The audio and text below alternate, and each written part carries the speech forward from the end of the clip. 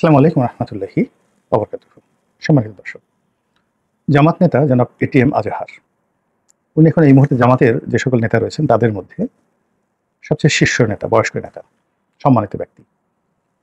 তিনি শেখ হাসিনার জমানাতে যে বিচার হয়েছে, যুদ্ধ অপরাধের বিচার হয়েছে, সেই বিচারের রায় দণ্ডিত আসামি ছিলেন, সর্বোচ্চ শাস্তিপ্রাপ্ত আসামি ছিলেন।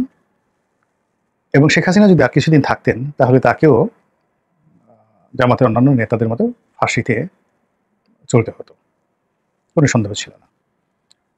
কিন্তু এখানে প্রকৃতি তাকে নিয়ে নিদারুণ একটা খেলা খেলেছেন।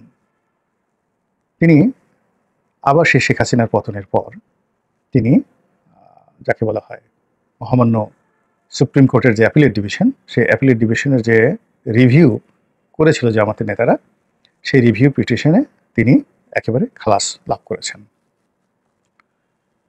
তিনি খালাস লাভ করার পর তিনটি ঘটনা ঘটিয়েছেন। এক নম্বর হলো অতি দ্রুত গতকাল রায় হয়েছে, সেই রায়ের সংক্ষিপ্ত রায়, সেই রায়ের কপি একেবারে যাকে বলা হয় বিদ্যুতের গতিতে কারা কর্তৃপক্ষের কাছে চলে গেছে এবং তার চেয়ে বিদ্যুতের গতিতে তিনি সেখান থেকে মুক্তি পেয়েছেন। এবং তিনি সম্ভবত হাসপাতালে ছিলেন এবং সেখানে তাকে মিষ্টিমুখ করানো হয়েছে। তারপরে তাকে সেখান থেকে একেবারে দামি গাড়িতে করে, ছাদ খোলা সেই টয়োটা ল্যান্ড ক্রুজার প্রাডোতে করে, যে গাড়িতে সাধারণত জামাতের আমিরও চলেন না, জামাতের লোকজন সাধারণত এত দামি গাড়িতে চলেন না, কিন্তু সবচেয়ে দামি গাড়িতে যারা আওয়ামী লীগ বিএনপির নেতারা চলেন ওইরকম একটা গাড়িতে করে তাকে সংবর্ধনা দেওয়ার জন্য সেই জেল ফটক থেকে, যেটা বেসিক্যালি হয়তো কোনো হাসপাতাল ছিল এটা, তো সেখান থেকে তাকে শাহবাগে আনা হয়েছে। তিনি ছিলেন বেশ আলহামদুলিল্লাহ, তিনি ছিলেন বেশ উৎফুল্ল, উজ্জীবিত এবং তারুণ্যে ভরপুর। তার দাড়িতে সফেদ মেহেন্দি বা মেহেদি লাগানো ছিল। তারপর মেধহীন শরীর, মুখে হাসি, হাত টেনে নাড়াচ্ছিলেন একেবারে নতুন বিজয়ের একটা আনন্দ নিয়ে। গাড়ির ছাদ খোলা গাড়ির মধ্যে মাথা বের করে তিনি হাত নাড়াচ্ছিলেন সমবেত জনতার উদ্দেশ্যে। তারপর শাহবাগের যে সংবর্ধনা মঞ্চ, সেই সংবর্ধনা মঞ্চে তিনি বীর বিক্রমে উঠলেন, বক্তব্য দিলেন আর ঘোষণা দিলেন তিনি এখন মুক্ত। আর প্রশ্ন করলেন শেখ হাসিনা এখন কোথায়। আরও হয়তো বলেছেন, কিন্তু এটা আমি এই সময়টিতে যখন করছি তখন পর্যন্ত পত্রপত্রিকায় তার বক্তব্যের ইন ডিটেলস আসেনি। তবে আবার তিনি সেখান থেকে জামাতের অফিসে গিয়েছেন এবং যে রুমে তিনি বসবেন সেই রুমে সুসজ্জিত একটা কামরায়, তার রুমে এসি লাগানো, সেখানে তিনি একটি কেরারায় আসনে তিনি বসেছেন। জামাতের আমির শীর্ষ নেতারা তাকে ঘিরে ধরেছেন এবং পুরো জামাত অফিসে একটা খুশির বন্যা বয়ে চলছে। এখন এই যে একজন ফাঁসির আসামি, নিশ্চিত শেখ হাসিনা থাকলে নিশ্চিত তার ফাঁসি হতো।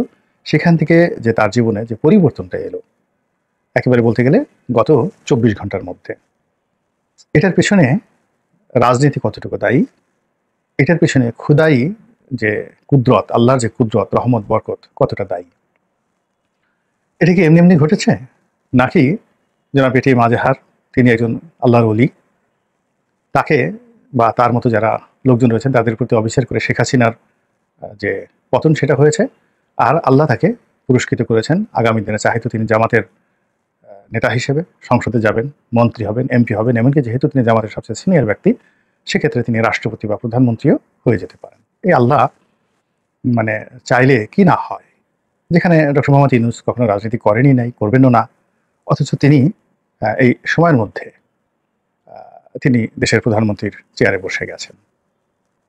তো এটা হতে পারে, সেই বিষয়গুলো নিয়ে এগুলো আলোচনা করব। তারপরে আরেকটা বিষয় নিয়ে আলোচনা করবো যে এটা রাজনৈতিক একটা কৌশল হতে পারে, এটি ইতিবাচক হতে পারে দেশের জন্য, নেতিবাচক হতে পারে দেশের জন্য, জামাতের জন্য ইতিবাচক হতে পারে, জামাতের জন্য নেতিবাচক হতে পারে। তো এই সমস্ত বিষয় নিয়ে আলোচনা করার আগে ওনার সঙ্গে আমার ব্যক্তিগত যে সম্পর্ক সেটা নিয়ে দুই চার কথা বলা আবশ্যক। আমি তাকে কাশিমপুর কারাগারে পেয়েছিলাম এবং জামাতের অন্য সব নেতার থেকে তাকে একটু ব্যতিক্রম আমার কাছে মনে হয়েছে। সব দিক থেকে তিনি কথা কম বলেন, একেবারে নিপাট ভদ্রলোক। জামাতের অন্যান্য যে সকল নেতা, যেমন বর্তমান আমির রয়েছেন, তিনি খুবই বন্ধুবৎসল, যেখানে বসেন সবাইকে জমিয়ে নেন এবং তার যে চেহারা সুরত এবং আচরণ সবকিছুটাই আসলে পা থেকে নখ পর্যন্ত দেশের প্রচলিত রাজনীতির মতন করে। এখানে তিনি জামাতের আমির হলো মূলত তার যে ক্যারেক্টারিস্টিক সেটা হলো টিপিক্যাল পলিটিশিয়ানদের মতো। তিনি খুবই জনপ্রিয় কর্মীদের মাঝে, সামাজিক অন্যান্য অনুষ্ঠানে সব জায়গাতে তিনি মধ্যমণি থাকেন। এর বাইরে অন্যান্য জামাতের যারা নেতৃবৃন্দ রয়েছেন তারা প্রায় সবাই খুব কনজারভেটিভ, ভীষণ রকম কনজারভেটিভ, উদার নয়। জামাতের মধ্যে দুজন খুব উদার লোক ছিলেন যারা ফাঁসির কাস্টে ঝুলেছেন। তাদের মধ্যে ১ নম্বরে ছিলেন জনাব কাদের মোল্লা, ২ নম্বরে ছিলেন কামরুজ্জামান সাহেব। ভীষণ রকম উদার, আধুনিক মন মানসিকতা এবং বন্ধুবৎসল। আর জামাতের মধ্যে ধীর স্থির ক্যালকুলেটিভ ছিলেন মীর কাসেম আলী সাহেব।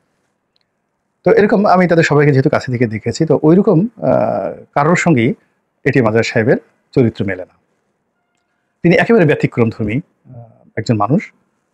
প্রশ্ন করলে উত্তর দেবেন খুবই সংক্ষেপে। আদারওয়াইজ উপযাচক হয়ে তিনি কখনোই কারোর কাছে যানও না, কথাও বলেন না। তারপরে কারোর প্রতি তার কোনো ক্ষোভও নেই, লোভও নেই, লালসাও নেই। ফাঁসির কাস্টে তিনি যখন ঝুলবেন সেটা নিয়ে আমি তার মধ্যে কখনো মনোবেদনাও দেখিনি, আফসোসও দেখিনি। আমি ওরকম খুঁটিয়ে খুঁটিয়ে তাকে বিভিন্ন রকম প্রশ্ন করেছি। তিনি খুব সংক্ষেপে সেই উত্তরগুলো দিয়েছেন। ফলে কি হলো, জেলখানাতে অন্যান্য জামাত নেতার সঙ্গে আমার যেভাবে একটা আন্তরিকতা হয় কিংবা যে ধরনের একটা সম্পর্ক হয়, এটিএম আজহার সাহেব আমার পাশাপাশি থাকা সত্ত্বেও সম্পর্ক ছিল, কিন্তু এই আন্তরিকতাটা হয়নি কখনো। কিন্তু তার প্রতি একটা শ্রদ্ধা, সহানুভূতি সবসময় ছিল। বিশেষ করে তিনি একটা খুব দুঃখজনক ঘটনা আমাকে বলছিলেন যে তিনি যখন গ্রেপ্তার হন তাকে ডিবি অফিসে নিয়ে যাওয়া হয়। তো তিনি যেটা আশা করেননি, ডিবি অফিসে তাকে যখন ইন্টারোগেশন করা হয় একটা চেয়ারে বসতে দেওয়া হয়। একজন তরুণ কর্মকর্তা ডিবির, একেবারে বাচ্চা বয়সী, হয়তো এএসপি হবে বা সিনিয়র এএসপি হবেন। তো আরজাহার সাহেবের ছেলের বয়সের চেয়েও কম। তো তিনি সামনে এসে বসলেন, হাসি মুখে জিজ্ঞাসা করলেন কেমন আছেন, কি আছেন ইত্যাদি। আনএক্সপেক্টেড। তো কোনো কথা নাই, বার্তা নাই, শুধু জিজ্ঞেস করলেন আপনি কেমন আছেন, এবং মুসকি মুসকি হাসি দিয়ে সেই কর্মকর্তাটি যে অভিব্যক্তি প্রকাশ করলেন সেটা হলো যে ইউ আর সেফ, আপনি নিরাপদ, বা আপনার সঙ্গে খারাপ কোনো আচরণ করা হবে না, এমনি জাস্ট আলাপ করার দরকার, আলাপ করতে আসছি রাত্রের বেলায়। তো এইভাবে সে যখন অনেকটা নিশ্চিত এবং কোনো রকম আশঙ্কা তার মনে তৈরি হয়নি, ভয়ও তার মধ্যে তৈরি হয়নি। এর কারণ হলো তিনি একটা সামাজিক অবস্থানে আছেন, বয়স হয়েছে। তো সেক্ষেত্রে তার সঙ্গে একটা মানুষ কত খারাপ ব্যবহার করতে পারে, চড় থাপ্পড় দেওয়া, ইলেকট্রিক শক দেওয়া, টানানো, ন্যাংটা করে পেটানো, যে জিনিসগুলো ডিবি অফিসে হয় তিনি সেই জিনিসগুলো কল্পনা করেনি। তিনি মনে করেছেন আমি একজন রাজনীতিবিদ, আমার সঙ্গে এরকমই আচরণ করা হবে। তো এরকম তিনি যখন চিন্তা ভাবনা করছেন তখন সেই কর্মকর্তাটি অল অন এ সাডেন সে হাসি মুখে বিরাট একটা লাঠি, মুগুর টাইপের একটা লাঠি, সেটা বের করে ওনার মানে হাঁটুর উপরে এমন জোরে বাড়ি দিলেন যে ওনার হাঁটুটা সম্পূর্ণ ভেঙে চুরমার হয়ে গেল। মানে উনি যেটা চিৎকার দিবেন, কেন বাড়িটা দিল, মানে একটা সেকেন্ডও তিনি চিন্তা করতে পারেননি। মানে এখনও তার কাছে একটা বিস্ময়। তিনি আমাকে যখন বলছিলেন এই কথাগুলো, যে এখনও তার কাছে একটা বিস্ময় যে এই যুবক ওভাবে এসে কেন আমাকে একটা বাড়ি দিল, এক বাড়ি, শুধু একটা বাড়িতে আমার হাঁটুটা ভেঙে চুরমার করে দিল, এটার কারণ ছিল কি। এবং সাধারণত মানুষ টর্চার করার আগে নেতিবাচক কথা বলে, রাগারাগি করে, গালাগাল করে, এবং তখন বডি একটা যে কোনো খারাপ পরিস্থিতির জন্য নিজেকে প্রস্তুত করে। কিন্তু এই যুবক যা করলো, মানে পুলিশ কর্মকর্তা যা করলো, তিনি সেই জেলখানাতে বসে সেই কথাটাই বারবার চিন্তা করতে যে এটা কেন হলো, কিভাবে হলো। তো উনি আসলে এই ধরনের একটা মানুষ। যাই হোক, তার মৃত্যুদণ্ড, তাকে নিয়ে আওয়ামী লীগের সরকারের যে রাগারাগি, বাড়াবাড়ি, এটি আমি কেন হয়েছে, কীভাবে হয়েছে আমি জানি না, কিন্তু তিনি খালাস পেয়েছেন। খালাস পেয়েছেন সঙ্গত কারণে আমি খুশি হয়েছি। খুশি হয়েছে এই কারণে যে তার সঙ্গে আমার যতটুকু আলাপ আলোচনা হয়েছে আমার কাছে মনে হয়েছে যে তার প্রতি জুলুম করা হচ্ছে। কিন্তু এখানে তার এই খালাসের মাধ্যমে দুটো নজির তৈরি হয়ে গেল বাংলাদেশে।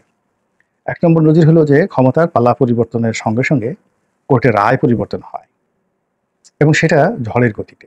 এটা আমরা দেখেছি ডক্টর মোহাম্মদ ইউনূসের ক্ষেত্রে, বেগম জিয়ার ক্ষেত্রে, তারেক জিয়ার ক্ষেত্রে, জুবাইদুর রহমানের ক্ষেত্রে, তারপরে বিএনপির অন্য শীর্ষ যারা নেতৃবৃন্দ রয়েছেন, যাদের বিরুদ্ধে দুদকের মামলা ছিল, যাদের সহায় সম্পত্তি ক্রক ছিল, ব্যাংক অ্যাকাউন্ট ফ্রিজ করা ছিল, ২৪ ঘন্টার মধ্যে সব কিছু খুলে গেছে।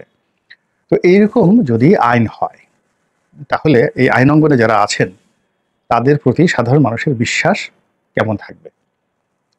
২ নম্বর হলো যে কিছু মানুষের জন্য আইন যদি ব্যতিক্রম ধর্মী হয়, আজ আর আমজনতা, সাধারণ আমজনতা, তাদেরকে যদি দিনের পর দিন, বছরের পর বছর বিনা বিচারে তাদেরকে কোর্টের বারান্দায় ঘুরতে হয়, জেলখানাতে পৌঁছতে হয়, এবং ফাঁসির কাস্টে চলতে হয়, তাহলে সেক্ষেত্রে যারা মজলুম তাদের যে অভিশাপ, সেই অভিশাপটা সরাসরি আইনাঙ্গনে যারা জড়িত তাদের উপর সরাসরি চলে আসে অবিচারের জন্য। যে আপনি যখন বিচার করবেন সবার জন্য সমান বিচার করবেন। রাজনৈতিক পট পরিবর্তন হওয়ার সঙ্গে সঙ্গে কিছু মানুষকে একেবারে 1 ঘন্টার মধ্যে আপনি কুল্লু খালাস করে দিবেন, আর জেলখানার মধ্যে কমিশন না করে হাজার হাজার মানুষকে যেভাবে আটকে রাখা হয়েছে, তো সেই মানুষের জন্য যদি আইনাঙ্গনের যারা লোকজন পরিবর্তিত পরিস্থিতিতে তারা স্বপ্রণোদিত হয়ে কিছু কাজ করতেন, তাহলে আমরা শান্তি পেতাম। তো এই ক্ষেত্রে এখানে যে বৈষম্যটা তৈরি হলো 5ই আগস্টের পরে, এই বৈষম্যগুলো আগামীতে আরো ব্যাপক আকার ধারণ করবে, ব্যাপক আকার ধারণ করবে। এটা গেলো একটা। 2 নম্বর হলো যে সক্রেটিস যে কথাটি বলেছেন যে আইন ক্ষমতাবান এবং ধনীদের জন্য পানির মতো সহজ সরল একেবারে। পানির তো আপনি বুঝতে পারেন যে পানির কোনো আকার নাই, আকৃতি নেই, রং নেই। এটি যেখানে রাখা হয় সেই আকার ধারণ করে, সেই আকৃতি ধারণ করে, এবং যে পাত্রে রাখা হয় ওই পাত্রের রং সে ধারণ করে। তো সক্রেটিস এই কথা বলে গেছেন সে কত আগে, আজ থেকে 2500 বছর আগে, যে ধনীদের জন্য, ক্ষমতাধর লোকদের জন্য আইন হলো পানির মতো।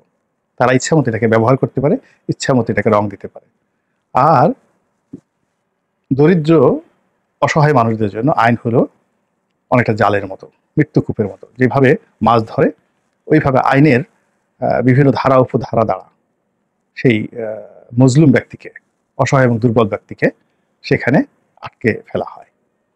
এবং এই কথা তিনি যখন বলেছিলেন তার বহু বছর পরে, যে প্রাচীন গ্রিস, সেই গ্রিসের যে সুপ্রিম কোর্ট, বলা হয়ে থাকে যে জুরি অর্থাৎ বার এবং বেঞ্চ মিলে, অর্থাৎ উকিল এবং বিচারক মিলে এই যাবৎকালে পৃথিবীর সবচেয়ে বড় কোর্ট বসেছিল। মোর দেন জুরিস্ট মানে জুরি এবং বিচারক সব মিলে প্রায় 4000 লোক, 4000 লোক এই বিচারে অংশগ্রহণ করেছিল, সক্রেটিসের বিচারে। তো এটা তার জন্য কত বড় একটা জাল ছিল, এবং তার পক্ষে দাঁড়ানোর মতো একজন সিঙ্গেল লোক সেখানে ছিলেন না। তো তখন উকিল ছিল, উকিলদের সঙ্গে সঙ্গে এখন জুরি ছিলেন, সিভিল সোসাইটি থেকে যারা নিয়োজিত ছিলেন তারা, তার সঙ্গে সঙ্গে আবার বিচারক ছিলেন, এবং সেখানে টোটাল 400-র মতো, 400-এর মতো শুধু বিচারকই ছিলেন। তো সেই বিচারে তাকে হেমলক পানে মৃত্যুদণ্ড কার্যকর করার বিধান জারি হলো। বিচারকরা তাকে সুযোগ দিলেন আত্মপক্ষ সমর্থনের জন্য, তাকে সরি বলার জন্য, ভুল স্বীকার করার জন্য। তখন তিনি বিখ্যাত একটি কথা বলেছেন যে আমি জানি যে আমার এই যে মৃত্যুটা হবে সেটি সম্পর্কে আমি নিশ্চিত নই যে মৃত্যুটা আমার জন্য ভালো না মন্দ, মৃত্যুর পরে যে জীবন আছে আসলে আছে না না আছে এই বিষয়ে আমি জানি না, 50-50। দুটো বিষয়, একটা হলো যে আমি যে বিচারের কবলে পড়েছি এটা আমার জন্য ভালো না মন্দ, আর মৃত্যুর পরে যে একটা জীবন আছে সেটাকে আদৌ আছে কি না আছে এটাও আমি জানি না। কিন্তু যে বিষয়ে আমাকে সরি বলতে বলা হচ্ছে, অস্বীকার করতে বলা হচ্ছে, ক্ষমা চাইতে বলা হচ্ছে, সেই বিষয়টা আমি নিশ্চিত জানি যে 100% আমি এখানে সঠিক আছি। তো 100% একটা সঠিক বিষয় জানার পরেও 50-50 ভালো মন্দের জন্য আমি এই ঝুঁকি নিতে পারবো না। ফলে তিনি সেই মৃত্যুদণ্ডকে গ্রহণ করলেন এবং হেমলক পান করলেন।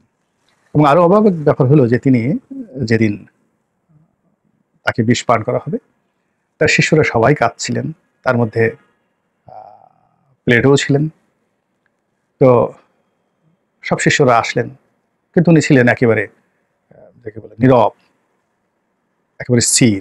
তো তিনি তার প্রিয় শিষ্যদেরকে ডেকে বললেন যে আমি পাশের বাড়ির রমুখের কাছ থেকে একটা মোরগ আমি হাওলাত করেছিলাম, তো যেহেতু আমি মরে যাব তোমরা আমার পক্ষ হয়ে আমার এই ঋণটা শোধ করে দিও। এই ছিল তার শেষ বাক্য। তো যাই হোক, এখন সেই যে বিচার, সেই বিচার এখানে হলো। এই বিচার নিয়ে যেহেতু বিচারিক বিষয়, কথা বললে কন্টেম্পট অফ কোর্ট হয়ে যেতে পারে, কথা বললে অনেকের হাতে ঘা লাগতে পারে, কথা বললে অনেকের মব হয়ে যেতে পারে।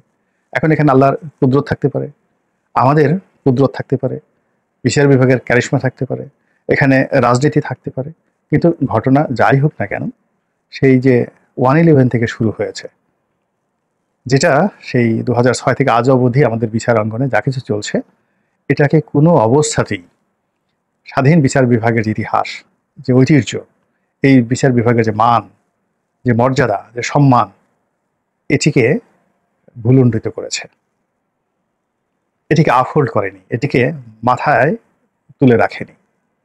এখানে যারা কাজকর্ম করছেন অতীতে যারা কাজকর্ম করেছেন আর এখন যারা করছেন, তাদের কোনো কর্মই আগামীতে ভালো কোনো নজির তৈরি করবে না।